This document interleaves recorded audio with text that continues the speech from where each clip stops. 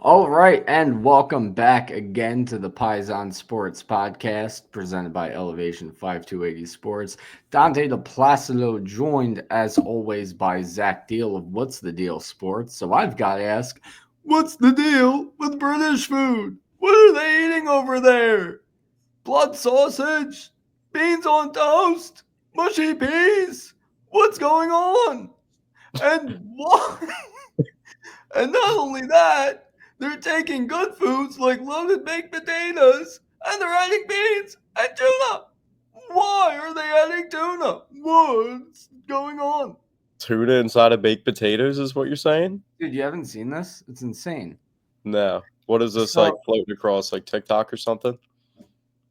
yeah, so I mean, like, the whole idea of British people eating terrible food has been a thing on TikTok for a while. Like, it kind of started when us Americans became aware of the fact that their huge breakfast item is beans on toast, which is disgusting. But then there's this vendor in the UK called Spud Bros, and what they do is they do a loaded baked potato, which is fine, but they add beans and tuna to it, and that's like their staple, the beans and tuna loaded baked potato. It looks absolutely horrid. And I don't even like to say that because, I mean, the people who run that food truck, that vendor, whatever, they seem like awesome, genuinely very good people. So I do hate to rag on them, but I mean, that's just volatile. And Keith Lee, a known food reviewer in the United States, has recently gone to the UK to do a food tour there.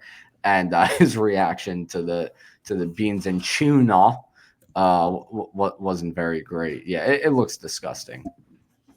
Yeah, that's crazy.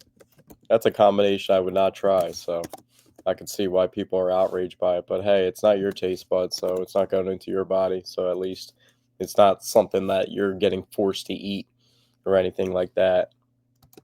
You could not force me to eat that. You could put a gun to my head and say, "Eat this," and I would say, "Pull the Or trigger." what if you went to the link next year and you went to go get like food at the concession stands and that's what they're the only things they were serving was combinations like that? How would you feel?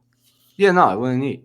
I would not eat. First of all, I hate tuna to begin with. Now, when I say that, I don't mean like a grilled ahi tuna. That's good, or like tuna in sushi. Like that stuff's good. But the kind of like canned tuna, you know what I mean, like the tuna salad, that kind of tuna, it is disgusting to me. And if you especially combine that with beans, cheese, and whatnot, there's zero chance in hell I am eating that. Yeah, I agree with you. But anyway, let's get down to business. All right. Last week, we talked Eagles the entire time. Mainly, of course, we talked about the Super Bowl victory, but we didn't get in. What we didn't get into much is what is next for the Eagles, what offseason moves they need to make, and how they are going to get back to the Super Bowl. Before we get into what we think they should do, I guess it is worth pointing out the recent offensive coordinator hiring, Kevin Patullo. Am I saying is Yeah, that correct? Kevin Patullo, Yeah, Kevin Patullo. the passing game coordinator, the guy who Nick Sirianni said there's not a decision on or off the field that he doesn't consult with Kevin Patullo on to make the decision. So it seems like Nick Sirianni's right hand man. Obviously, they brought in coordinators before this season because the coordinators that they had in 2023 were get the job done when they had both of their coordinators hired from the Super Bowl year and Super Bowl 57 that they lost. So it seems like Kevin Patullo was the guy all along. I mean, they also didn't have that many guys, the selection of that many guys left because they went so deep into the playoffs and won the Super Bowl. So a lot of guys were getting hired beforehand during that time period. And that was also the delay in Kellen Moore getting hired by the Saints because that was pretty much who the Saints identified from uh, early point on, but they had to wait for the Eagles' playoff run to end. So Doug Nussmeier also went, the quarterback's coach from the Super Bowl run that the Eagles just went on, just went to the Saints as the offensive coordinator there. So they're anointing Kevin Patullo to offensive coordinator here. They didn't really interview anybody around the league that was out there, maybe like a Frank Reich or It didn't even. seem like they interviewed anybody. From what I read, they kind of just immediately decided Kevin Patullo was their guy. It's that's like I said, it seems like somebody that they identify from a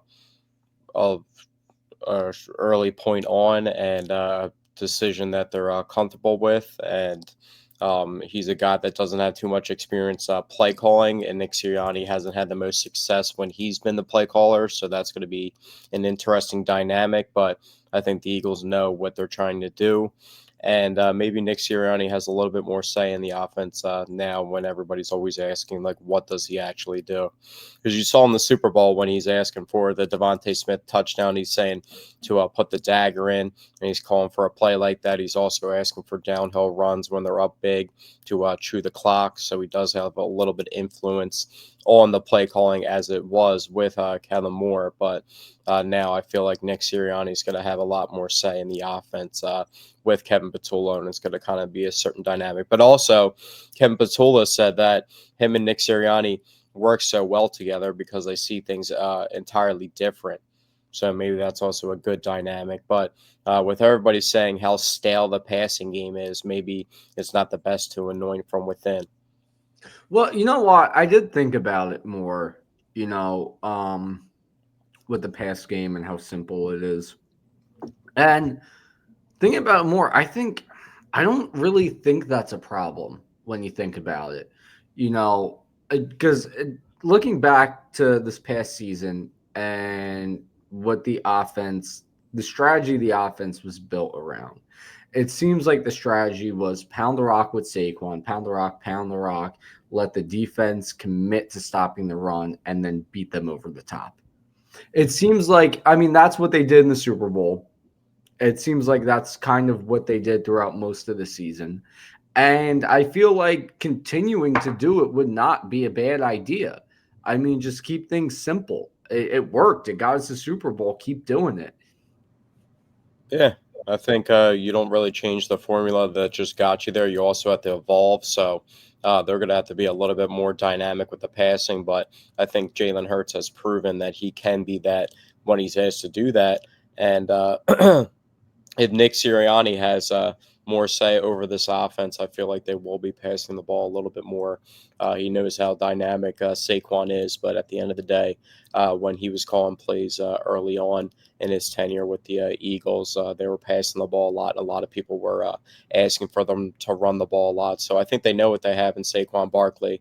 I don't know if he's going to get used in the same manner that he was used this season, but I think they're going to obviously lean on that offensive line to protect Jalen Hurts and Saquon Barkley, and they're going to utilize their wide receivers that they're paying so much money to. So they have a lot of options and weapons. That's why I see, like, they don't. I'm not really pressed upon like them bringing in like outside weapons, like in skill positions on offense, like maybe another backup tight end or something like that. But I think Jahan Dotson as a third wide receiver is good enough for how little that they use everybody outside of Dallas Goedert, Devontae Smith, AJ Brown, Saquon Barkley, and Jalen Hurts with his arm and his legs. So. Yeah, Uh, that's another thing I was thinking about more too. Is at first I was looking at the offseason and I thought one thing they need a better slot receiver. But after thinking about it more, I think absolutely not. I mean, not like absolutely not, but I don't think that's something they need to do because you look at Jahan Dotson's role in the slot. I mean, the Eagles just don't throw out of the slot much at all. That's just the bottom line. It's not. I don't think it's like Jahan Dotson's lack of production. I don't think was, you know, necessarily his fault. I think it's just the way the Eagles play. You know, they just don't throw out the slot much. I mean, and you look at his biggest play of the season was with him lined up out wide. Um, and it further goes back to my point that that's kind of just their game plan on offense: pound the rock, beat them over the top. And then even when they do throw, shorter. Usually, I mean, it's almost always to the outside. Usually like an outside shoulder throw near the sideline. They don't throw over the middle much. And that's something they haven't done much at all in Nick Definitely Sirianni's not deep tenure over as the head middle. I coach. mean, they'll hit like quick like in breaking routes over the middle, but nothing really to the deep middle of the field. So I Yeah, mean, no, they're effective when they pass the ball and when they have to pass the ball. So, you know, I don't think there's any complaints from me. And I mean, everybody was so caught up of like, oh, could the Eagles keep doing this to win last year or last season with running the ball so much and like what's going to happen when they have to pass the ball. But they're just playing old style traditional football that's working in this age of football because of the players that they have on their team and having the best roster in the NFL. So, um, it's as simple as that. So, with the offensive coordinator going on, we also had the free agents, but something that's going well, to wait. impact. Actually, one thing I do want to say before we move on from the offensive coordinator thing is, I mean, we got to address the elephant in the room here because this is the Paisan Sports podcast, okay? And now we've implemented another Paisan into the Phillies coaching staff. I mean, yeah, he already exists in the Eagles coaching staff, but now he's in an important role in the coaching staff. You have your head coach, your two coordinators, offense and defensive, and your head of security, all Paisans. Okay, Sirianni, Patullo, Fangio, DeSandro. I mean, how much better can it Yeah, get than that? You know what I mean? that's How much true. better can it get than that? It doesn't get That's any better. It does not get any more prouder for Italian Americans than to see this many Goombas in the Eagles coaching staff. I bet they're eating good after the games too. I bet Big Dom is providing the best cannolis possible. I actually had some Absolutely, cannolis today. absolutely. I had chicken parm and some cannolis today. So before we got on the That's pretty podcast, solid. but That's pretty um, solid. and now with Kellen Moore taking the job, they under the Nick Sirianni coaching tree is just growing. You know, we have Yeah. Shane Steichen, Mm-hmm. Jonathan Gannon, and now Kellen Moore. That's 3 out of 32 coaches in the NFL that came from the Nick Sirianni tree and him. So an eighth of the league, if you include Nick Sirianni with those three coaches, that's an eighth of the league that were supplied by the Philadelphia Eagles. So, Yeah. um, they're maybe Kevin Patullo might be the guy next in line, and I feel like that's maybe they anointed Kevin Patullo because of his close relationship with Nick Sirianni, and they don't think he'll move on right away. He's probably not going to get an opportunity with after 1 year of being an offensive coordinator, regardless of how good the Eagles are next year, to go be a head coach. But maybe in the near future he will be. But that's just a product of how good the Philadelphia Eagles are right now, and people being able to capitalize on those coaching positions. But maybe that's another reason why the Eagles anointed him, so they had maybe a little bit more structure for Jalen Hurts to not have an offensive coordinator that's different every single year. Maybe Kevin Patullo will be there for multiple years in that role if everything goes smoothly and not like the Brian Johnson. Yeah, I mean, hopefully, but I mean, with these young coordinators, typically they end up leaving. I mean, look at Kellen Moore. That's a huge reason why I wanted them to bring in Yeah, but Frank the thing Reich. about Kellen Moore Even though is, he's a Metagon, I want them to bring back Frank Reich, a guy who did not have success and a guy in basically the same position as Fangio, proven great offensive coordinator, didn't have success as a head coach, a bit older. If he comes back here, it's likely he's going to stick around as offensive coordinator for a while rather than just, have a great season and then leave again.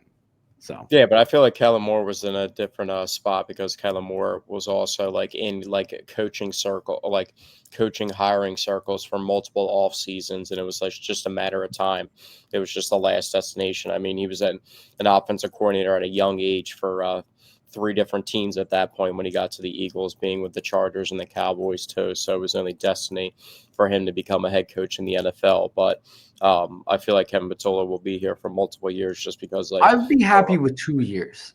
Just give us 2 years with the same offensive I don't think coordinator. anybody's going to hire him, regardless of how good the Eagles' offense is next year, off of one season as an offensive Yeah, coordinator. that's a very good point. So I'm hoping that's the case because I mean, look at what Jalen Hurts did the one time he had the same offensive coordinator for the second straight season. He had the best season of his career. So hopefully Patullo is able to stick around at least 2 years. Just give us two, and I'll be happy at this rate. Does it alarm you that the passing game struggled a little bit last year, and they're promoting a passing game coordinator into the role as offensive Yeah, I coordinator? mean, Never really called plays how before. things went with Brian Johnson does worry me. But also, Brian Johnson is a guy who was just constantly calling wide receiver screens. That's a huge reason the passing game wasn't working. I mean, it was just an abundance of wide receiver screens. As long as Kevin Patullo doesn't go to that nonsense, I'm not too worried. So yeah, and the other thing too is Patullo isn't Brian Johnson. They're two very different people. So I did see a thread on Twitter with more specifics on Patullo that made me a bit more confident. I should have looked it up again before we started the podcast today, but I didn't. But yeah, I mean, I'm not as worried about Patullo as I was as Brian Johnson. The other thing with that too is the big issue in 2023. Yeah, the pass game struggled a bit, but the big issue was the defense. That was the big issue. That was the worst defense in football, or like the second worst, and that's why that team failed. Also, the injuries in the first playoff game, but that's why they collapsed at the end. It was a horrible, horrible defense. And with as long as Vic Fangio is defensive coordinator, I don't see that ever happening again. Um, so yeah, I mean, I'm not as worried. I'm a little worried, but I'm not as worried. I'm I not mean, the that worried. talent that they have on offense now is also different from the years past, and they just showed with this talent on offense that they can win the Super Bowl. So, Yeah. yeah, I'm not too worried about it either. I'm just interested to see the new dynamic and who's calling plays and how they're gonna do it that way and mesh together. But something that's going to impact free agency quite big. The NFL announced that this salary cap is going to jump from 255.4 million to around the range of 277.5 million to 281.5 million, which is a jump to at least 22.1 million to 26.1 million increase from the last cap, which was last season. So the Eagles are right now, it's reported that they have around like $20 million Yeah. in cap space, but also there's like conflicting reports on how much cap space they have now after the new adjusted cap. And I think that's to be seen. So they'll have probably a little bit more money than that. And they can also restructure some contracts. And Uh, they have two contracts to get rid of to save money, James Bradbury and yeah, Bray. but they would be also taking on dead cap money. And I don't think Yeah. their I think they their would still salary. save some money though, right? Yeah, they'll save some money, but it's not going to be as much because they like paid out like the guaranteed money. You know what I mean? So, Well, the um, one thing about Howie Roseman is he's always he's gonna make it work with cap space. He's gonna figure it out. There's no doubt in my mind in that department. yeah, the important players. It's just they're not going to be able to pay all the free agents that they do have. So we mentioned before the free agents that they have. We'll bring them back up. Linebacker Zach Bond, who finished fifth in Defensive Player of the Year voting, that was making 3.5 million last year. Also, the same guy that saw a Pro Bowl incentive in his contract and laughed at it, and then ended up being the first team All Pro linebacker this year. And like I said, ended up fifth in Defensive Player of the Year voting. So his money is definitely going to raise. I don't think Zach Bowen's going to get as much money as people expect him to get. There is going to be a lot of teams I feel like that are interested, but he has 1 year of production and he's 28 years old.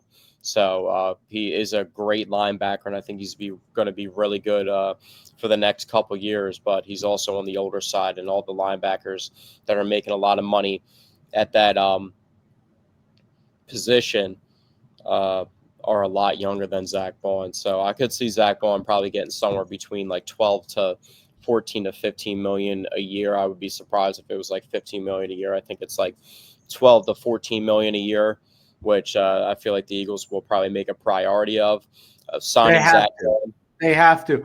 I'm a little worried they won't just because of their track record when it comes to keeping linebackers. You know how I just easily feel like this is a different like position guys. because Kobe Dean is hurt. It is a different situation, but it's just with being the track record with just not keeping linebackers around that partially worries me. Like I do have more confidence than worry that they'll keep Zach Bond around. I do believe they keep him around, but still, there is a small part of me that is quite worried that they're just going to let him walk just because of the history there.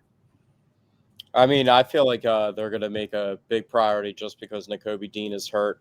They don't have too many guys that they can rely on. They do have the 32nd overall pick. Interestingly enough, um, the free agents that the Chiefs have kind of line up with what the Eagles are going to potentially lose as well. Nick Bolton's up for a contract, and he's like 24 or 25. So, I mean, imagine if the Eagles pivoted from Zach Bond to Nick Bolton. Nick Bolton's probably not as good of a player as Zach Bond, but he's a lot younger, and in the Eagles defense, he'd probably be a really good player and somebody that's played in a lot of championship games already at a very young age if he doesn't go back to the Chiefs. And the Chiefs might be losing one of their best offensive linemen in Trey Smith, a guard, and the Eagles obviously have Mekhi Becton up. Well, So if Becton walks in free agency, which I I don't think is think they would sign Trey Smith, but no, then you promote Tyler Steen. I mean, it would be if you yeah, let that's Becton probably walk but bring in somebody else to play right guard. I think that would just be an idiotic move, in my yeah. I opinion. feel like that'd be a waste of resources. I could Absolutely. see Mekhi Becton. There's rumors that Mekhi Becton could be taking a little bit less money to come back to the Eagles. He was obviously really emotional with the opportunity that he got, and a very appreciative the opportunity that he got from the Eagles, and he always showed that crying at different times, showing his appreciation for the opportunity and like the reclamation process of his career going to Philadelphia. So um, I feel like people are kind of underrating how important when you look at like the big four free agents that the Eagles have in Josh Sweat, Milton Williams, Zach Bond, and Mekhi Becton. I think everybody keeps putting Mekhi Becton fourth, but you also got to think the value that the I've Eagles been put into seeing the the offensive opposite. I've line. been seeing a lot of people putting Becton at like second next to Baldwin, which I honestly just disagree with. I mean, listen, I love Becton. He played phenomenal. I'm very happy for him as a person. A guy who, really struggled in New York, got a lot of hate in New York, got to come here with a second opportunity and absolutely refound himself and got to win a Super Bowl and celebrated with on the field with this kid. I mean, it's just an awesome story. He's a phenomenal player, but it's just when you look at, Bond and Sweat and Milton Williams, you gotta keep those guys around. I think the fall off from Bond to Trotter Jr., the fall off from Sweat to Jalix. Well, and not only just the fall off from Sweat to Jalix Hunt, but also then you don't have as much depth. And the fall off from Milton Williams to Moro Jomo. Granted, every name I just said, they are all great players, but I think the fall off from those guys to the next man up is a bigger fall off than Becton to Steen.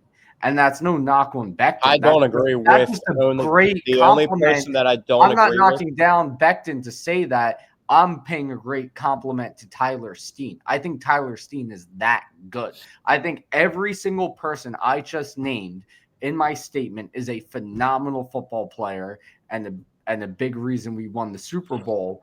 But I think Steen is just such a good right guard that we took in the second round of the draft that Excuse I me. think it just makes more sense unless Becton takes a big pay cut. I think it makes more sense to let him walk and promote Tyler Steen or sign Becton at a smaller amount and trade Tyler Steen. I think Tyler Steen is too good to just keep around this depth. I think Jalix Hunt is better than Tyler Steen is at his position, but I mean, I agree with the rest that you were saying. But Well, I yeah, mean, no, I could agree with that. I did emphasize that, with the fall off, it's not just the fall off from Sweat to Jalix Hunt. It's also the fact that at edge rusher, you need that depth, you need that rotation of guys. So that's why I think it's important to keep Sweat around because after Hunt, I mean, who else? Who are you really going to have in rotation? If you're just using Nolan Smith and Jalix Hunt, then who are you? You Well, need we a still have to rotation see guy. what they're actually going to do with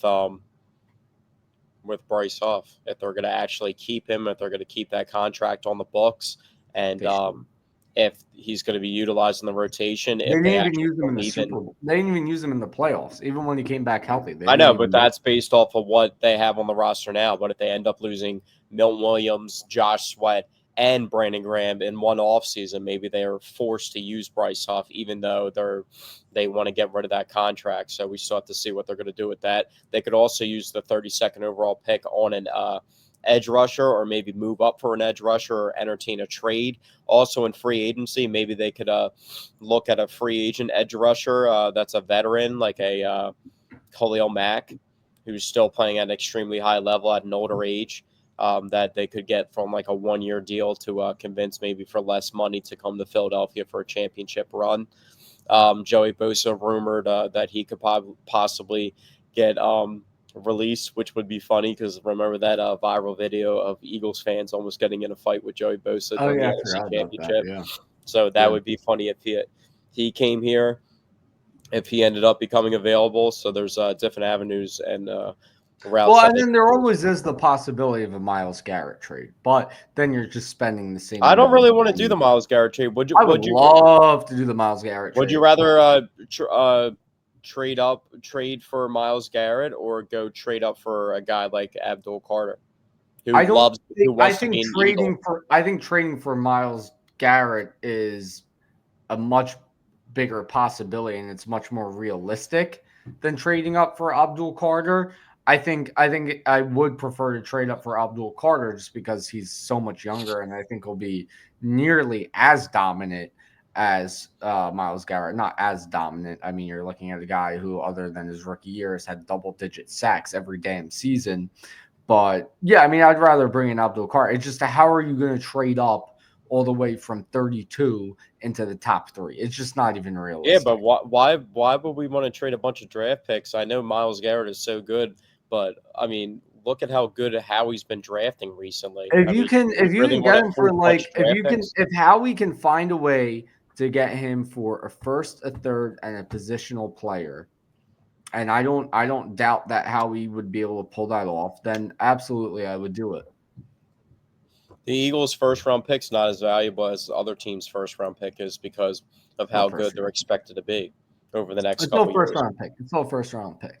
You No, know, that's something that's 100% factor in when GMs look at trade values. I mean, yeah, it's not as valuable as other first round picks, but they don't treat it as if it's not a first round pick. I mean, with the way the NFL draft goes, you look at like an early second, and that's basically treated as a first in the realm of trade value in the NFL. So a first round pick is still valuable. It's not, Yeah, but you know it's something that doesn't crazy. get mentioned a lot is the Eagles won the Super Bowl, and the year that they won the Super Bowl, they drafted Derek Barnett, and then the year after they won the Super Bowl, that upcoming draft after that, that was a month later, or a month and a half or 2 months after they won the Super Bowl that year. They traded out of the first round with the 32nd pick that ended up being Lamar Jackson for the Baltimore Ravens. That they traded Yeah, that I pick always thought for Lamar about Jackson. I But that never was really gets brought up in like the Jalen Rieger and like the JJ Arthega-Whiteside myth whiffs because of how good Jalen Hurts has been, the transition from Carson Wentz to Jalen Hurts, and all that dead money that they accumulated, and being one of the first teams ever to like eat that much dead money on a contract that they just paid out to get rid of Carson Wentz. So that was interesting that doesn't get brought up just because of how good Jalen Hurts Wait, has been. are But you saying like the possibility of us drafting Lamar Jackson? Is that what well, they you could have drafted Lamar Jackson, or just I'm talking about like well, that that would being be a whiff nuts. that the Eagles made because at the No. quarterback position, like how good would the Eagles be if they drafted? Okay. First of all, I have three things to say to that. Okay.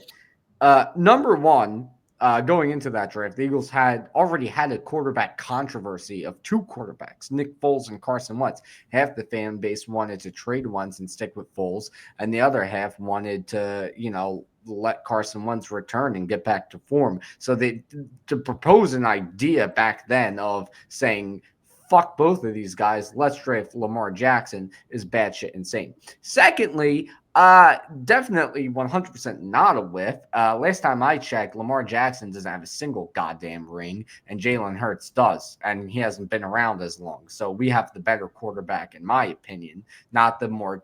I think Lamar Jackson is easily the more talented quarterback, but in terms of a quarterback who is constantly locked in on winning and can get the job done, we have that guy.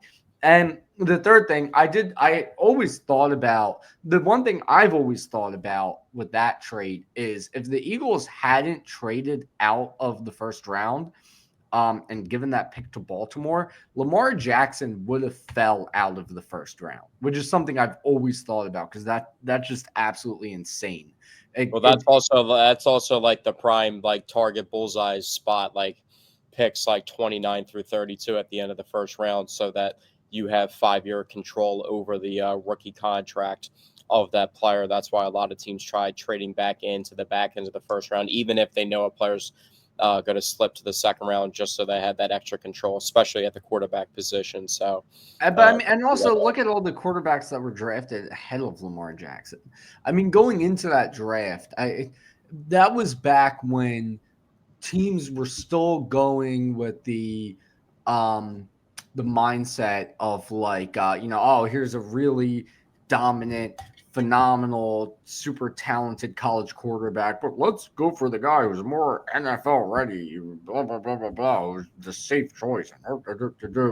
And then you take guys like Sam Darnold, who actually is doing well now, but you take guys like Sam Darnold and Josh Rosen. well, it's not even that. Josh Rosen was just like, that's the biggest whiff of them all. That was. I mean, that was just terrible. It's like you look at somebody as just talented and amazing as Lamar Jackson, and then you look at Josh Rosen, and you're like, well, actually, Josh Rosen makes more sense for the NFL. It's like, shut up. You're just trying too hard to be smart.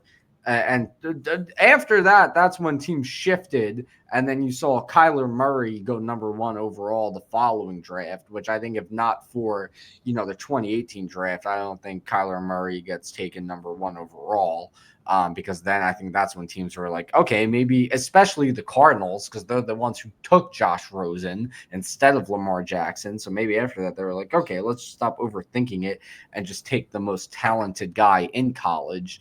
And now I think teams are doing that to an extreme now. Now I think they're too far that way, and there's no balance. Just a quick little rant, but yeah, that's also what comes to mind. Yeah, but that we kind of got on the side tangent of that 2018 draft, just bringing up Lamar Jackson real quickly. But Eagles free agents, they're going to have a little bit more money to work with, and we'll see who wants to win more championships and takes a pay cut to go there.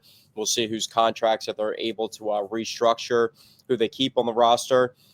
Real quickly, they're going to have that draft pick, and they're going to have a second-round pick, and they're going to most likely have a third-round pick.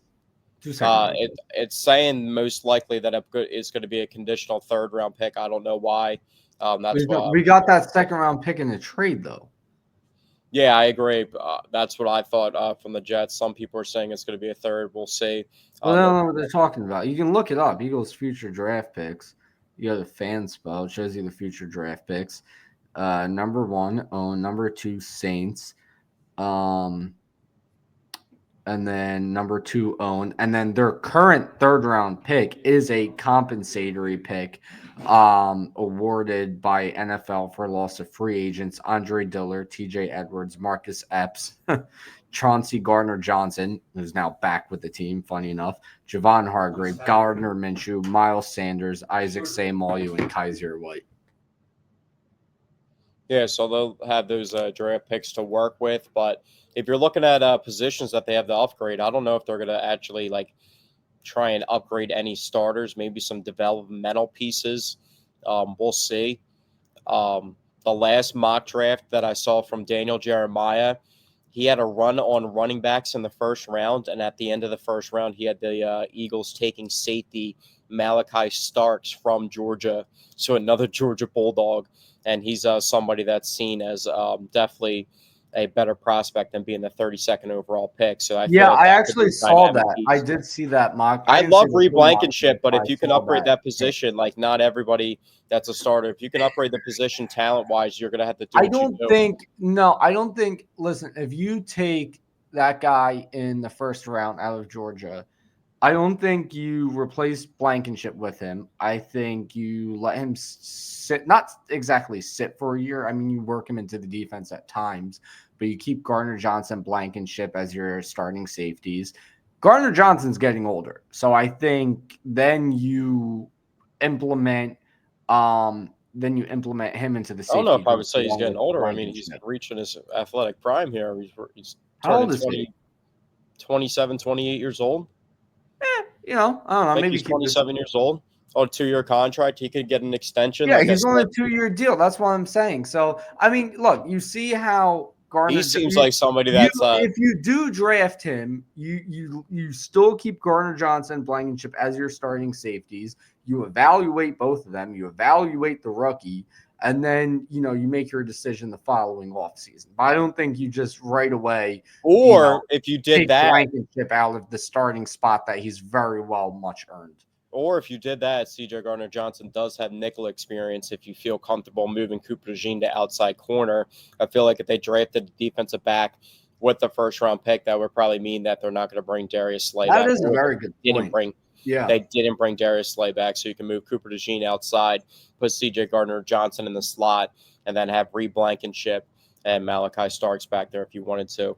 His first mock draft, Daniel Jeremiah, one of the top draft analyst for NFL.com, had them taking, I think it was a South Carolina defensive tackle, TJ Sanders. So that could be an option. I feel like they could obviously go the defensive line route. They either go defensive line or offensive line a lot with their draft picks, and the potential of losing Milton Williams and Josh Sweat and Brandon Graham. And if they move on from Bryce Huff, if all four of those guys leave, they're going to have to bring in defensive linemen. Yeah, So absolutely. That is a very good point. Um, I don't hate your idea. Putting DeJean outside, putting Garner Johnson inside, drafting that first round safety. I also, real not quickly, to not to cut you off, but real quickly, one guy, one of the guys that I thought was interesting that's out there in free agency that they could target from the outside to actually bring back outside of bringing the guys back that were on the Super Bowl roster is Asante Samuel Jr., who's a free agent, who's a young I corner. did see him as a potential free agent He target has issues with for us. tackling, which isn't the most pleasing thing, but he's a young corner and he's a playmaker and he gets his hands on the ball. And if they were to pivot from Darius Slay, it seems like they always like to get a random guy. Asante Samuel Jr. is pretty well known. I think he had 3 interceptions in that. Remember the Jags game when the Jags came back at halftime from that huge halftime deficit with the Chargers in the playoff game. They ended up winning when the I Chargers made that don't playoff recall game. that game. I actually That do was a not couple recall. years ago, but I'm pretty sure Asante Samuel Jr. in the first half of that game had like 3 picks in a playoff game. So he makes plays on the ball like his dad. He has the ties to the organization because of his dad playing for them. So maybe that would be interesting. I still want them to bring Darius Slay back if he wants to play. But it was also interesting. Darius Slay said there's 2 teams that he would play for, the Eagles and the Lions. So that would be pretty hard to see Darius Slay move on and go back to the Lions and go It on would to. I mean, it would kind of be Malcolm Jenkins all over again. That's what Jenkins did. But anyway, getting back to what I was about to say is I don't hate the idea of moving DeJean to outside corner. The only thing is, and this is not because I don't trust DeJean on the outside, I just think he is so perfect for the nickel. He's a bigger, stronger defensive back. He's phenomenal against the run. I just think he is just so good in the nickel that I want to keep him there, but I don't hate your idea. The other thing one thing I did want to bring up on today's podcast, before, I'm not sure if you have any other Eagles topics, but before we move on, the one other thing I did want to bring up on about the Eagles is, so obviously it was very funny that actually I think this is our first podcast since the parade, but I did think it was very funny that when they introduced DeJean and Blankenship at the parade, they introduced them as the exciting whites, although Dallas Goddard was there. But I mean, he's not an exciting white. Most of the tight ends in the league are white. I'm sorry, he's not an exciting white. But they did introduce them as the exciting whites.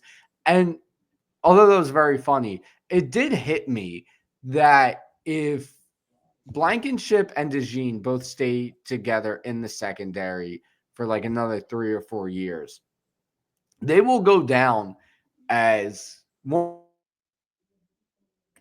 I accidentally hit my mute button. If they stay together for 3 or 4 years, they will go down as one of the more famous duos in the history of the league, in my opinion.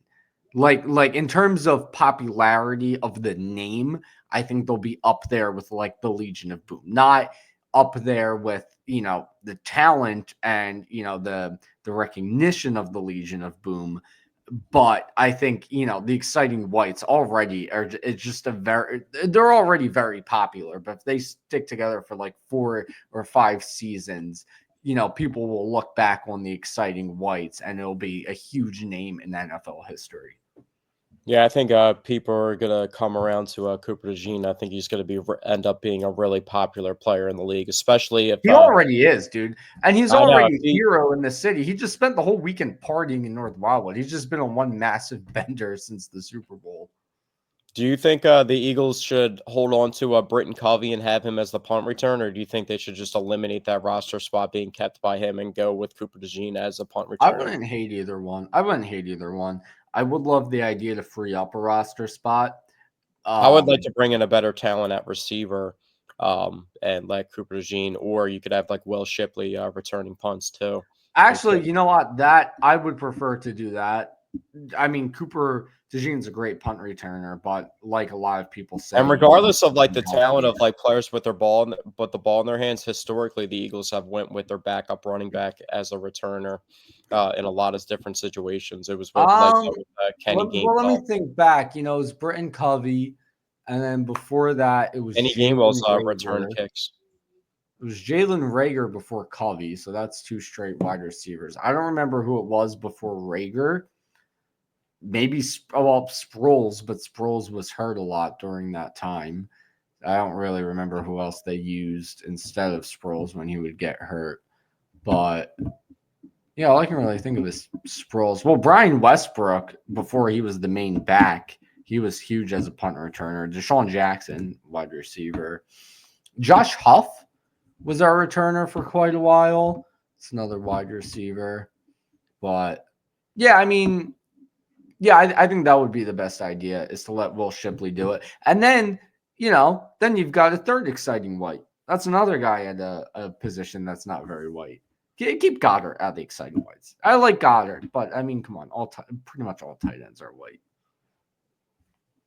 Well, I guess that is true. I mean, yeah, Yeah, that's why they're the exciting whites because they're two white guys at a position where there's not many white guys. But I yeah. mean, come on, That was the first. It all was the the tight first ends are year. white. It was the first year that there was a starting cornerback that was white in the NFL since like what 2004, and there was two of them. Yeah, The kid from the Denver Broncos as well, yeah. But Brandon Moss. anyway, Real um, quickly though, last NFL topic: hmm. 9-time Pro Bowler and 7-time All Pro. Oh yeah, Zach Martin has retired for the Dallas Cowboys. So he didn't have the best season last year, but Does this I mean they guess still pay him? Zach Martin. It depends. There's probably going to be some dead money. I don't know the contract of Zach Martin off the top of my head. I'd have to look it up, but he's moving on. I guess he's done with Jerry Jones's bullshit, and he's moving on, and that's a big void that the Cowboys have to fill on their offensive line, Yeah, especially on the defensive line. especially if they still have to pay him because currently they're in the hole with cap space at -2 million. So if they still have to That's pay even like him, another incentive for the Eagles to just load up their defensive line because, like, if you look at the offensive lines in the NFC East, like I know the Eagles have the best offensive line in the NFL and it's pretty by a large margin. But if you look at it in the NFC East, like none of the teams besides the Eagles in the NFC East really had that good of an offensive line. I mean, Washington lost like arguably their best offensive lineman, Sam Cosmi, before the playoff game versus the Eagles. The Giants obviously don't have a good offensive line. They They have lost Andrew they have Thomas. no offensive line. Yeah, I mean, besides their left tackle being good outside of him, and he missed like almost all of the season last year. Andrew Thomas, everybody else on their offensive line sucks. Evan Neal was a big time whiff at the 7th overall pick. One thing And about a big whiff in the NFC East, Tyler Gutton. I don't know if I'm saying his last name right, but my God, he had an awful rookie season for the Cowboys. I was actually looking up, the Cowboys offensive line after seeing the news, just to see how screwed they are at offensive line. I don't think they're that screwed after doing my research, but Gutton, he is awful. He had 18 penalties this past season. 18. That's not good. He maybe he allowed needs to change the 6 scenery. sacks, I believe. Mekhi Becton had like what 12 holding penalties in his last season with the Jets, and then you saw how well Yeah. that he played He with the also Eagles allowed last year. 6 sacks. I mean, he's absolutely terrible. Their center, horrible pass blocker. What's his They last hit name? on their one Day? offensive lineman, Tyler Smith, the Yeah, first round. Tyler Smith is So good. he's good. I think Tyler Smith is actually good. I think Terrence Steele isn't that bad. But the rest of the offensive line stinks. So not only do they need to address that, they've got to address the wide receiver position because right now all they have is CD Lamb. Brandon Cooks, he's getting even older. They need to address the He's running back annoying. position and bring in like a rushing threat because they had 6 total rushing I mean, touchdowns. as long as they keep Rico Dowdle, they're good. Rico Dowdle really started to pick it up. He's a priority free agent though that could go to another But team. that's what I mean. That's what I mean. I The think value of running that's what I backs was is going going to to go get up to. too. You know how important running backs can be. I think Rico Dowdle played too well in the second half of the season, where he might demand big money in free agency, and Dallas simply does not have that. So they might be without Rico Dowdle, and that's another position they'll have to address. Deuce Vaughn isn't going to give you anything. Mozzie Smith, that's another whiff by the Dallas Cowboys in recent years. What's funny is when the Eagles were doing a horrible job at drafting, the Cowboys were doing a great job at drafting. And now it's completely flipped. Cowboys, their past 2 drafts You know what's have funny too is been Washington. disastrous. Like Washington had a bunch of massive whiffs, and all it took was Jaden Daniels to be good for them to make the NFC Championship. They like how many first round picks from like the 2020s have they cut? They cut the linebacker they drafted in the middle of the first round, Jamin Davis. They traded Jahan Dotson, the 16th overall pick, and then they Yeah. cut Emmanuel Forbes, the cornerback that they drafted in the first round a couple years ago too. So that's 3 first round picks that they drafted in the 2020s that they cut, and then Jaden Daniels is just good, and they make the NFC Championship. So Yeah, I mean, and outside of him and Terry McLaurin, it really was not a very good and the roster. weird thing was the trade between the Washington and the Eagles that secured Cooper DeJean for the Eagles. Washington ended up picking a cornerback. It was that Mike Sanistrel guy from Michigan that started. That was actually a pretty good rookie for them, but the Eagles kind of torched him a Yeah, little the bit funny in thing the about game. the But video it's from like funny how one team like loves this player and then another team loves that player, and like they'll tell them like, "Oh, who you going up to go get?" And they'll be like, "Oh, Cooper DeJean." It's like, "Oh, well."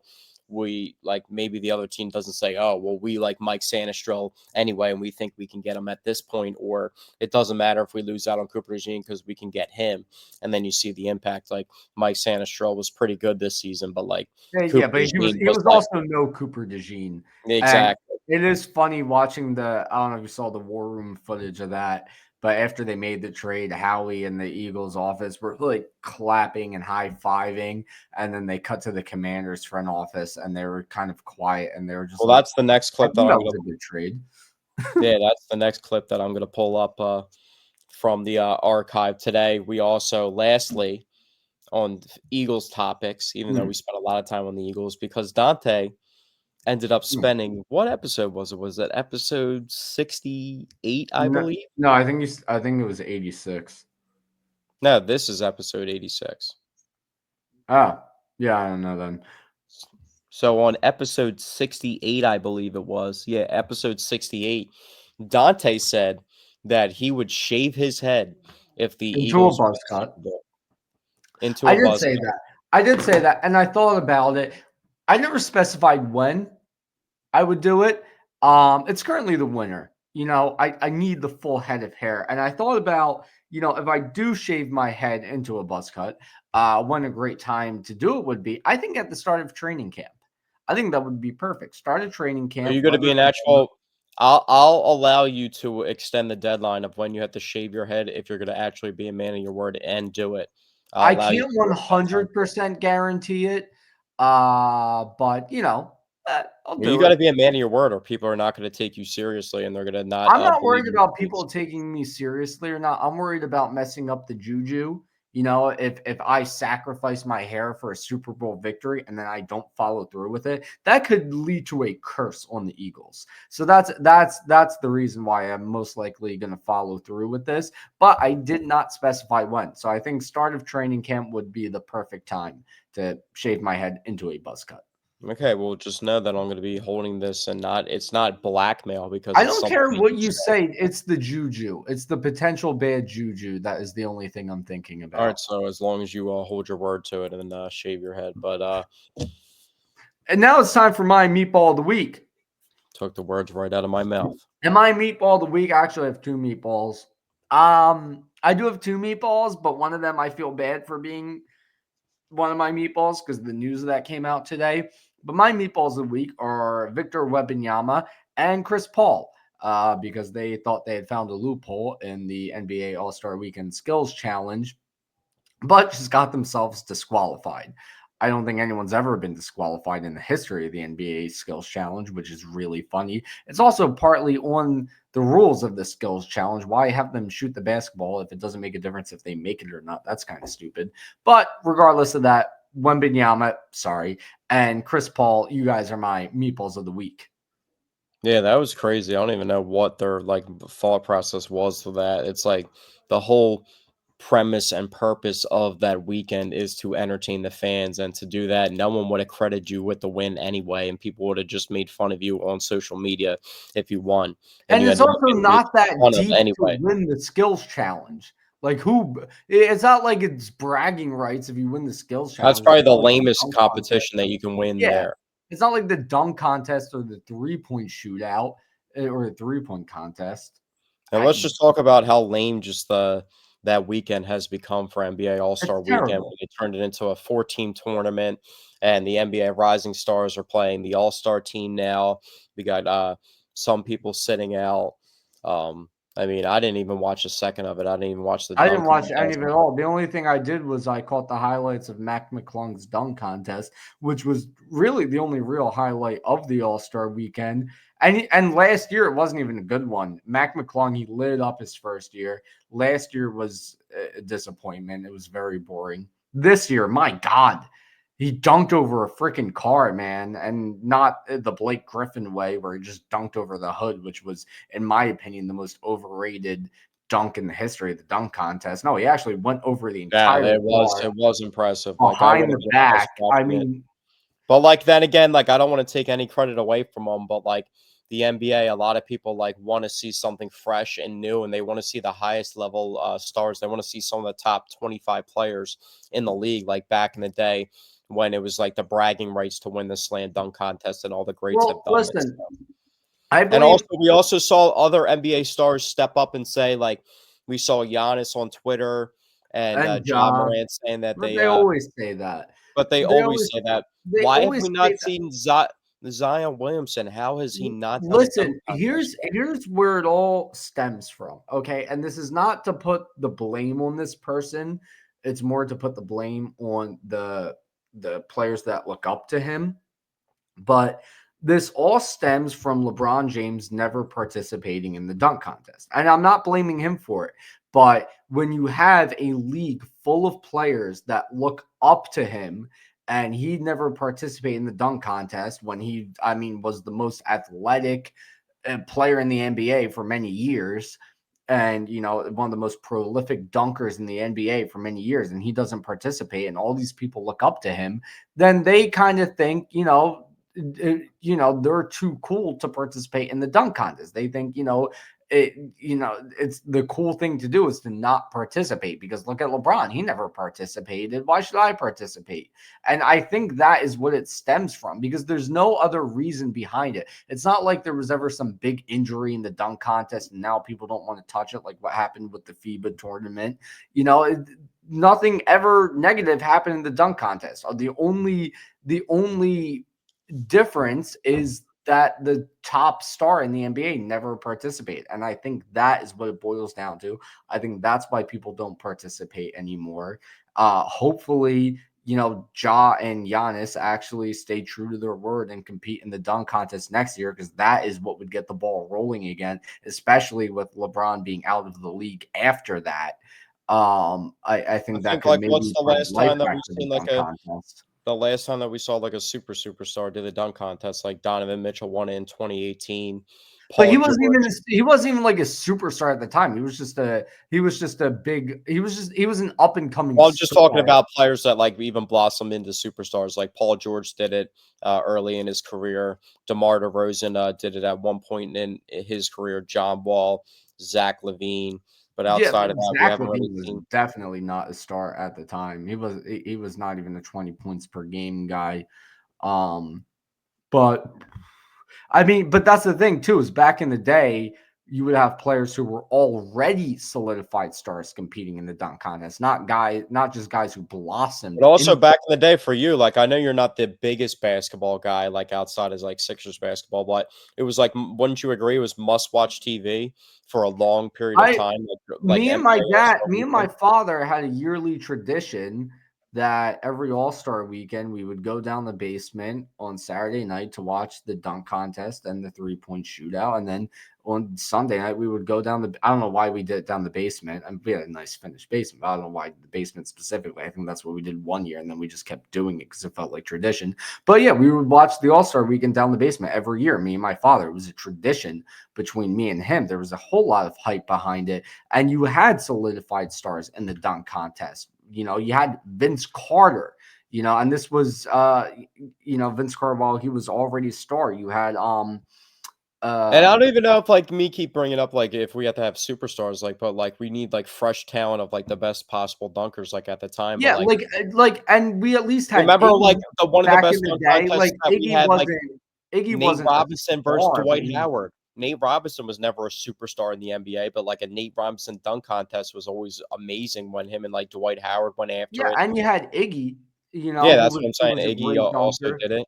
When Allen Yeah, Iverson, he Josh used Smith. this. Josh Smith once put in a great performance in the dunk contest.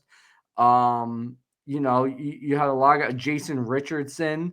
Like it did not necessarily have to be like a perennial all-star, but a guy who at least is a big name in the NBA, who's a great dunker, and not just like these no-name rookies out there. I can't even tell you I cannot off the top of my head name someone who was in the dunk contest this year outside of Mac McClung. I can't name a single one of the other participants. I know Jalen Brown did it a couple years ago too. He He did it was last year, which shout to Jalen Brown, but it also didn't help that he was terrible. yeah, It doesn't exactly. help when finally a star enters the dunk contest and he does a shit job dunking over a 5'4" Kai Cenat who's sitting down in a chair. Yeah. So it just that I think that hurt things more than it helped. Exactly. But let's move on to a little bit of Sixers talk real quickly before we talk Phillies and get out of here. Um, with the Sixers, what should the Sixers do right now? I mean, heading into the All Star break, they lost 7 of 8 games. They're six in the They should lottery be results right now, which gives alive them right now. they're losing 87 to Mm. 65 to the Celtics right Ooh, now by 22. ouch. So they're about to lose what their eighth out of ninth game. And this Um, is with Maxi, PG, Yeah, and this is what Embiid on the everybody. Paul court. George had one of the worst games of his career right before the All-Star break. Then he's posted up at on vacation with his girlfriend around All-Star break. He's Just got not a 12. good He's got game. 12 right now. But what do they do? Like, what do you even like strive to make the play in at this point, or what do you do No, with this no. roster? Listen, this season's done. I Do you mean, try and tank and, like, even with see if you can get lucky with Cooper Flag and get no, that lucky? you don't try. I mean, listen, there's no point in trying to tank, It's not even just Cooper especially Flag, there's also, the kid from Rutgers too that I think is gonna be yeah, extremely good. listen, I think he's a at second-round this junior. rate, with He's how been much really money they're spending, you don't try and tank. I think that would just be stupid. well, I'm saying, Right? do they end up, tanking for the rest of the season, then try and move the Paul George contract? They'll be No. able to get out of the Paul George contract, but, Because you don't well, need to tank to keep playing like shit. The team already stinks. So you don't need to tank. You just let the season play out. Get rid of Paul George, maybe get rid of Embiid. I don't know. And then figure things out from well, there. what's the future of this team? Like, Jared, McCain, I think it was his birthday either today or yesterday. He's, what, 20 years old now. Tyrese Maxey signed his contract extension. Joel Embiid signed his contract extension, but maybe you think about moving on from him. But, like, what do you do with this like, I have they no goddamn clue. I don't think you can build an elite team around a backcourt duo that doesn't play much of any defense. I don't think you can do that. I mean, not to say, they shouldn't hold on to Maxi and well, it McCain, depends on who but you're also, like, putting in, they like can't be the centerpiece of your franchise. I mean, Maxi can well, be a I feel huge like it's part more of it. important for you to have, like, a wing defender, like, if you have a 3 Yeah, that's really dominant, like, if you have, like exactly. I mean, like, Kawhi Leonard doesn't grow on trees, but if you have somebody with a defensive profile that matches up to, like, how good Kawhi Leonard is on the defensive end of the ball, you know what I mean? Then you can kinda mask that up a little bit, but, like, Paul George used to be that, they just got the 35-year-old version of Paul George, and it's like, do you keep wasting your time with, like, this Paul George contract, or do you move on? I think he was averaging like 10 points last month and bull. No, you gotta Uh, move on from Paul George. You so in gotta the I mean, offseason, you would move that contract? yeah, absolutely. Absolutely, Like the unless player that Paul you George probably would get back, like catches fire for the rest of the season. the best Um, possible player that like you could get back would be like probably like an Andrew Wiggins from like a Paul George trade. Like, would you and be they need comfortable to with doing stop something like that? trying here's the thing, they need to stop trying to force it with these aging stars, with the James Hardens and the Paul Georges. I mean, you gotta Well, look James Harden also played well. It's just, the team just crumbled for whatever reason at that time period. I mean, that was well, the no, he did that was like okay. of In that all the time period. final playoff series as a 76er, he had I know, 2 but of all like phenomenal games, and the rest of the games were shit. So, no, I I know, wouldn't but say he did great. of all the seasons that the Sixers have had since the trust the process Sixers, the closest that they got to was having that 3-2 lead over Boston with James Harden. So, But and that still means nothing. I mean, our biggest point of success was almost getting out of the second round. That means absolutely nothing. They need to move away from the aging stars and go after more young talent. well, I Um, mean, like, how long do you keep Joel Embiid? Like, you bring all these guys into like match with Joel Embiid. You brought in Ben Simmons back in the day to pair with Joel Embiid. That was the first one. Markel Fultz, that it didn't work out long term. Jimmy Butler, who was a close friend of Joel Embiid's, but that didn't work out long term. You had Tobias Harris, that never ended up working out. James Harden, that ended up not working out. And then you bring in Paul George, and that's not working out. Like, at the end of the day, the common denominator is Joel Embiid being on this roster and being the best player on this roster. I think a big common denominator for a while was Tobias Harris eating up a max contract slot. But the same thing, it And just played but into yeah, but Paul now it's George. the same thing. Now it's the same thing with Paul George being on the roster, eating up a max contract slot. I also think they missed a huge opportunity when they had Tyrese Maxey on a rookie contract. But then it was just and like That's if you were that's a good point. like if you could have had They also gave that horrible PJ 3 Tucker stars with contract out max too. contracts plus a Tyrese Maxey, and there's a super team right there. But instead, you were wasting money on Tobias Harris. Like, They let's wasted say money on a bunch of things like PJ Tucker with like that 3-year, $39 million deal on yeah. PJ Tucker too back in the I day. mean, listen, the Sixers fixing everything. The solution isn't anything mere you can come up with, because it's not that simple. That's how big of a train wreck everything is right now. So we just need to wait and see with this franchise. That's my Maybe opinion. I think Justin Edwards could be the wing and emerge. He's the third overall prospect from a couple high school draft classes ago that they got, who went to Kentucky, 5-star prospect from a couple years ago. Like I said, went to Kentucky, got overwritten, and they just converted his 2-way contract into a standard NBA deal, and he's like 20 years old. So he's a forward. Maybe he can turn things around for him. Like I said, the trend of like the former 5-star high school recruit athletes in Philadelphia and them being turned around has been good in Philadelphia. So maybe that's the next one that they can do, and the next guy that can emerge out of nowhere. But um, outside of that, I mean, they just signed Lonnie Walker from Lithuania that averaged like double digits for a couple seasons with the Lakers and the Spurs, to add a little depth in the backcourt. So we'll see how that works out. That's not really a major signing, but I don't know if they're trying to be aggressive with that. Like, seems like a move that they would do if they're actually trying to go somewhere. Not saying that he's a huge piece to a rotation, but that just seems wait, like an the extra Sixers body. picked up Lonnie Walker. I didn't even hear of this. Yeah, he signed yesterday from Lithuania. Is He he the one? actually, Is he the one who took that ridiculous draft day photo? what was it? Wait, let me see. Yeah, yeah, it's Lonnie Walker because he had the hair.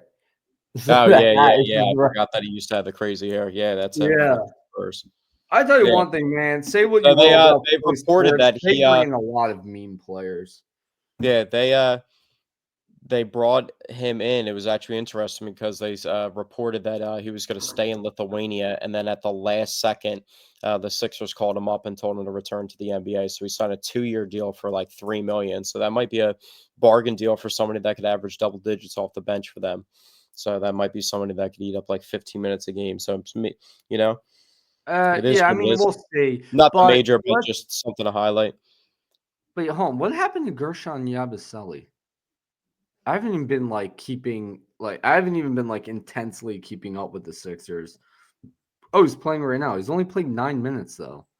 Yeah, because I was checking the box score. I didn't even see his name on there. I don't know Yeah, why he somebody that's interesting, played Quentin less minutes. Grimes that they got. We haven't talked about the Sixers He's been too getting much. less minutes ever since the trade. I mean, from January 29th to February 5th, he was getting 30 plus minutes and then Quentin 25, Grimes 22, played. He had 21. Quentin Grimes had like a 30-point game when everybody sat out. Even Tyrese Maxey, Paul Yeah, but George. I mean that's with everyone sitting out. But anyway, we gotta move on. We gotta move on now.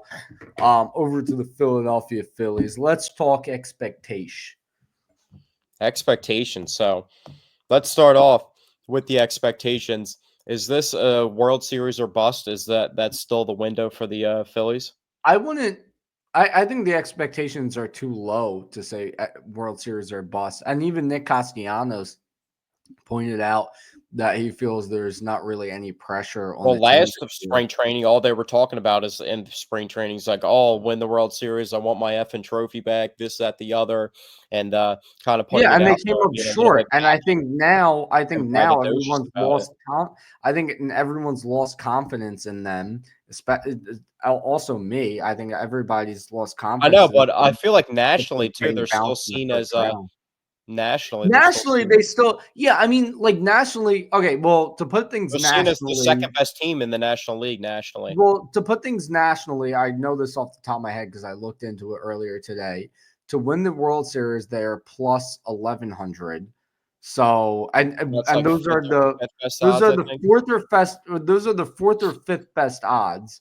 Now, fourth or fifth sounds like okay, they're one of the teams that are right up there, but also plus 1100. Those are pretty The low Dodgers are odds. plus 300. Yeah, they're pretty That's like the low odds. lowest I championship odds saw between like any professional posted sport.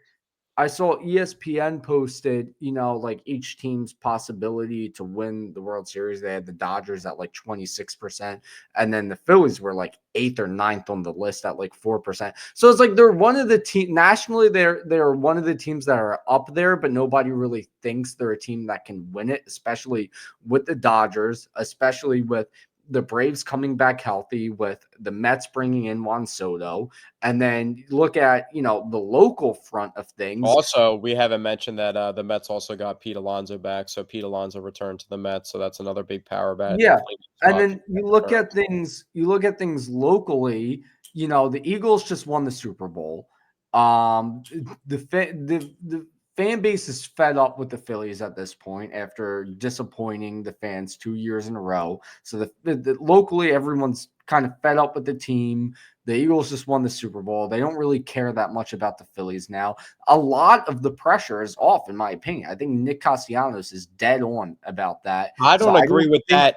I don't agree with that towards the Phillies. I think the pressure is off the Sixers. I feel like the people don't care about the Sixers. I feel like the next thing to look forward to is the Phillies because the Sixers are bad, but it was masked because of the Eagles, and that's why no one's really talking about or cares about the Sixers. But when baseball starts, I feel like people are still going to put those expectations on.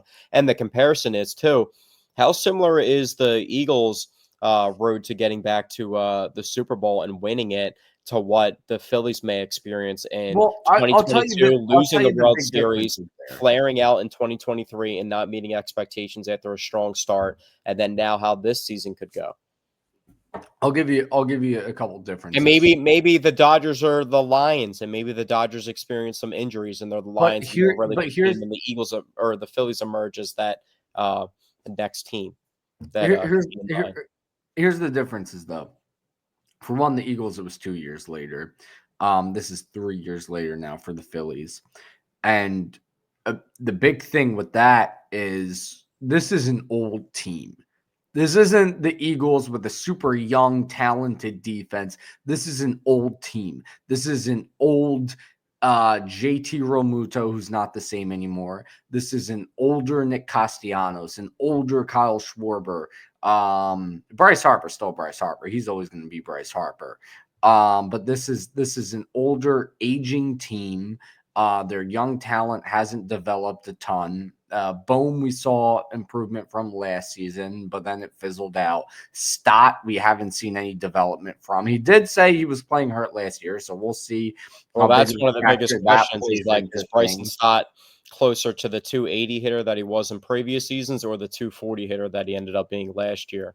Yeah, and the other thing too is you look at a big reason the Eagles made over the hump. They brought in Saquon Barkley. Who did the Phillies bring in? Max Kepler.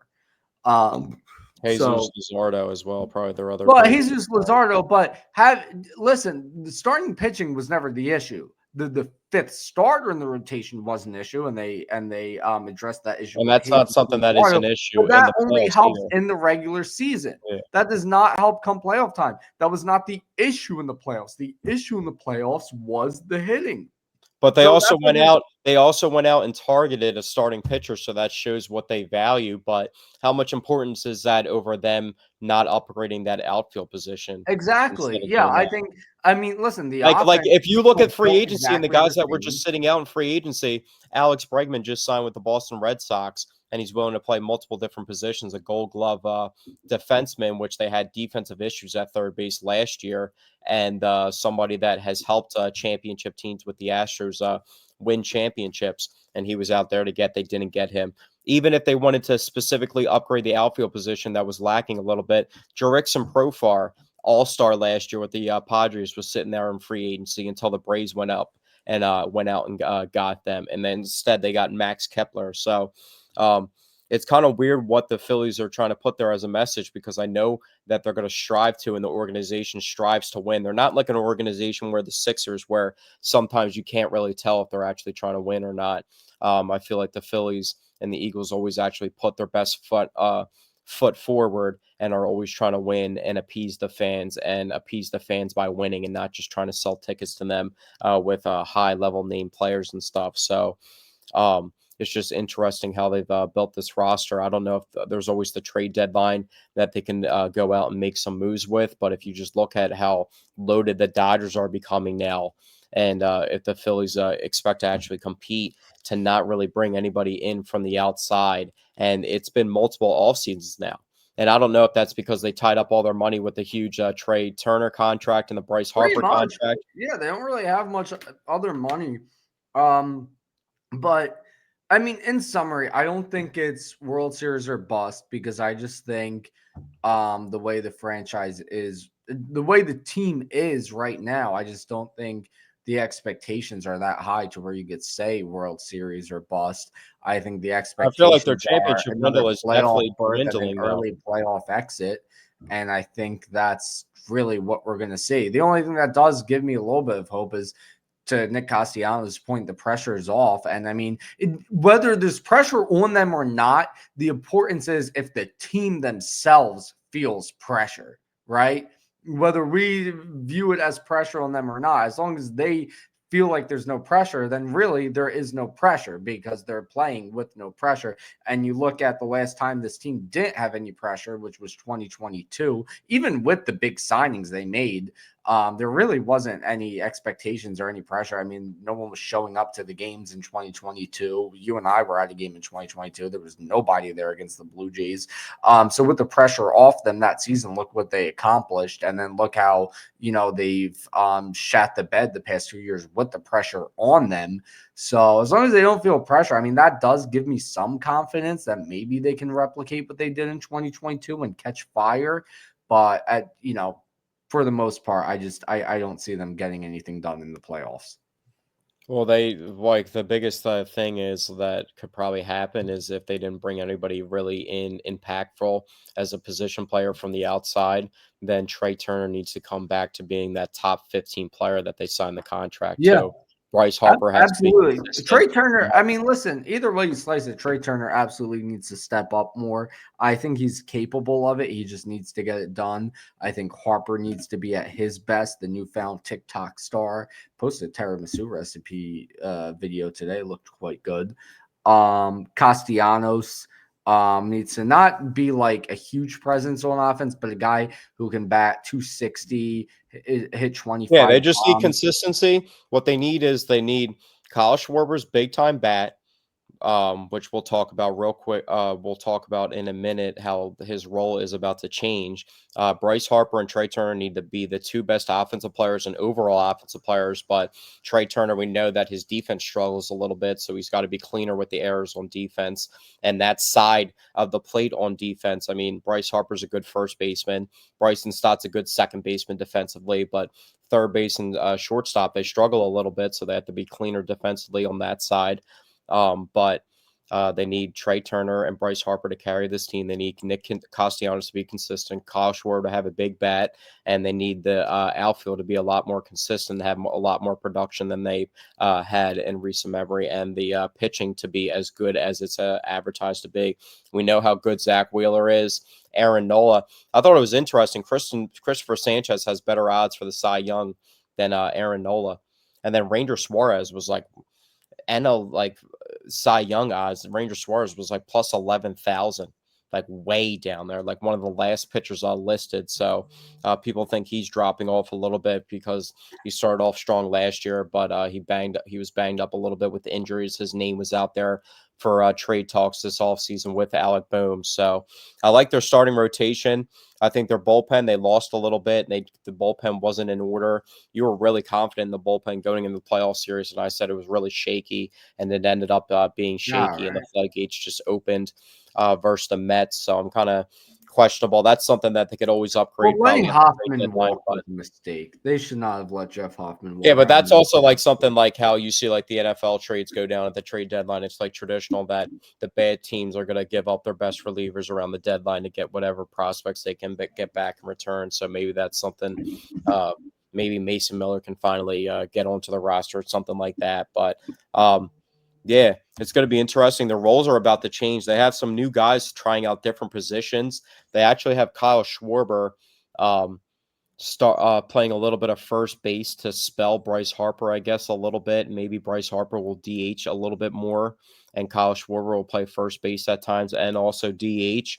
And JT has been seen playing a little bit of left field. So it's JT's last year of his contract. Maybe he's trying to audition for a better spot. Um, I know JT's like as a hitter for a catcher is above average, but do you think like if he like somehow stuck as a left fielder, if that was like actual thing and they upgraded catcher and JT like filled the role at left field, do you think his hitting is like above average for a left fielder and would be enough to get by, or do you think that's just above I don't. average for I a catcher? don't think at this point JT's hitting is above average for any position.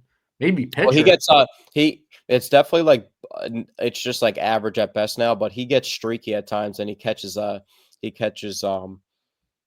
fire. I remember that playoff inside the park home run that was crazy a couple years back, but Yeah, and that was a um couple of years ago. He has not. I He's know been that's like getting something that they slowly. could He's been really getting be looking. steadily worse each season. I think you're gonna see. You're gonna see another drop off this season. I have no I love JT, but at this point, I don't really have any confidence in him. I put him in any position. I don't care. I don't think he's really gonna do anything.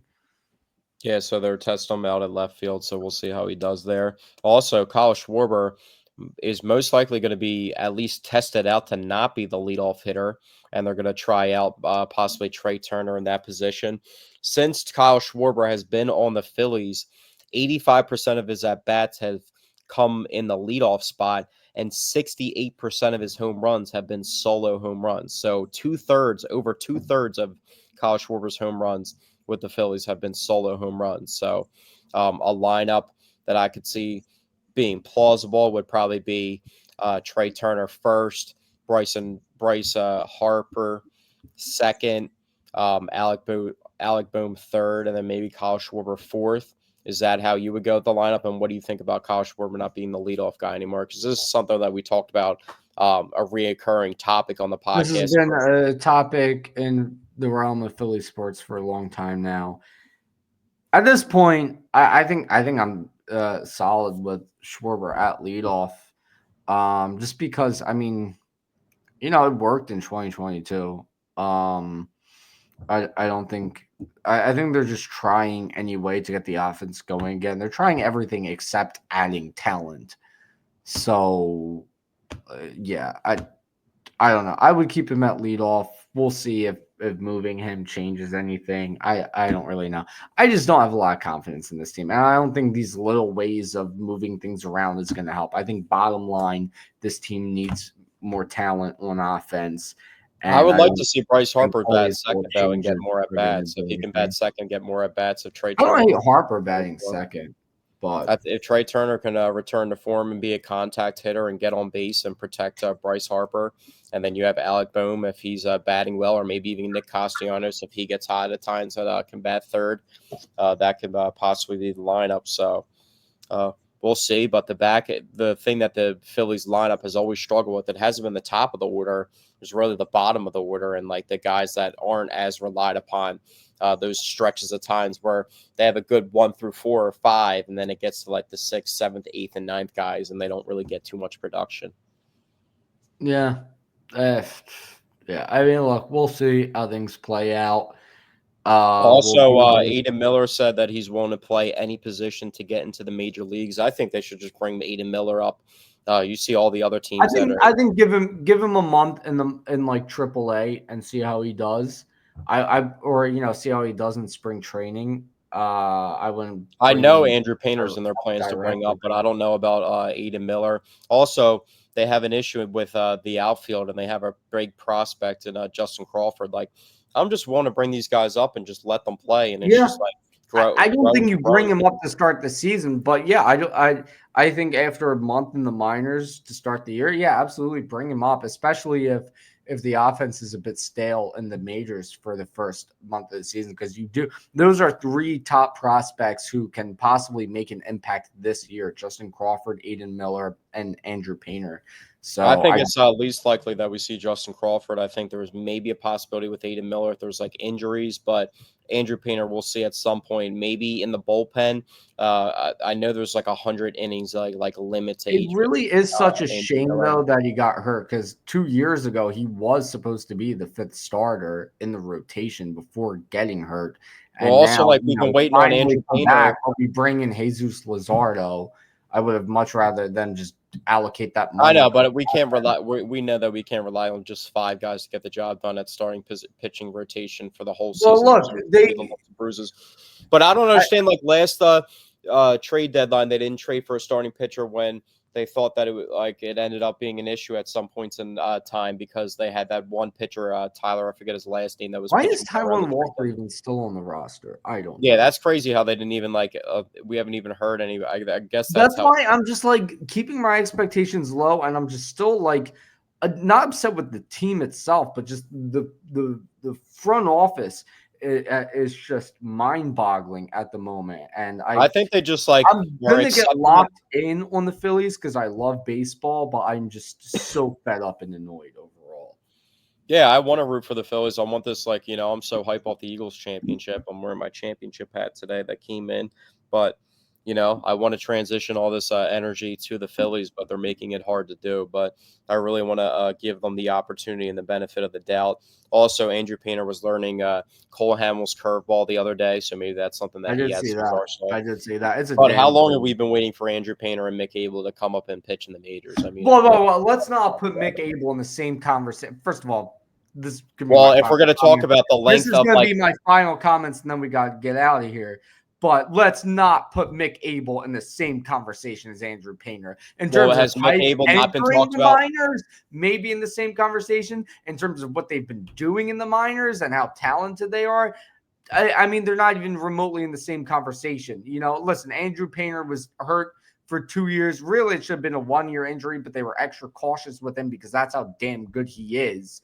He is absolutely no Mick Abel. And Mick Abel's been sitting around in the minors for much longer waiting for Mick him to Abel come used up. to be a hyped up prospect and has been talked about as a Not to hyped the up prospect. level, not to the I know, level but he's of flared Andrew out. But Painter. we've been talking about both of them for a long period of time, and we have not seen them in the majors. It just seems Well, yeah, like, but we didn't see all we right. were Well, the supposed point to is, see move on. Andrew The Painter if point the is, injury it doesn't seems like stop the or Phillies something. are usually cautious with bringing up their prospects, and it takes a long period of time. But we saw the last time they won a championship was when all their prospects end up hitting at the same time and were brought up around the same time. So I don't understand why they're so hesitant to do that now.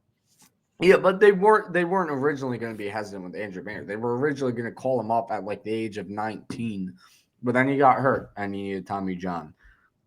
So, oh well, what are you going to do? Do you think the Phillies have a shot at winning the division, or do you think they're I past think the strike to talk about? most likely you're looking at a wild card entry. You're gonna have Just to with contend with the Mets, and now the Braves are going to be a bigger Yeah, I component mean too. they're both going to have phenomenal seasons. Braves are coming back healthy. Mets are getting back Pete Alonso. They're adding Juan Soto. I don't think the Phillies are going to win the division. Yeah, it's going to be tough. Also, last thing, baseball wise, did you see that pitcher talk about how he missed the rest of the season because he ruptured his esophagus on a piece of lettuce? I did not see that, but that sounds like some The Jesse Dodgers Baruchel pitcher shit. Dustin May missed a large portion of time when he was rehabbing last year because he ruptured his esophagus, had to have emergency surgery on a piece of lettuce when he was eating salad. That's hysterical. I did read that could happen though. I too aggressively swallowed a tortilla chip, and I thought I might have cut my esophagus, and I had to Google it, and apparently you can rupture your esophagus from eating a You got to sharp slow down food. a little bit and chew your food. Yeah, life's too short.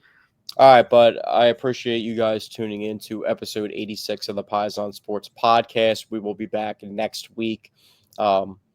I don't know if we'll have some more Phillies news coming out of spring training. Obviously, we'll possibly have some Eagles news of the directions of who maybe they're going to sign or what type of moves they could make or the amount of actual money that they have to work with. Don't really know what to say about the Sixers, man. I don't know what to promise you about the Sixers nowadays. So we'll be back next week to talk to you guys about Philadelphia sports, and thank you guys for tuning in.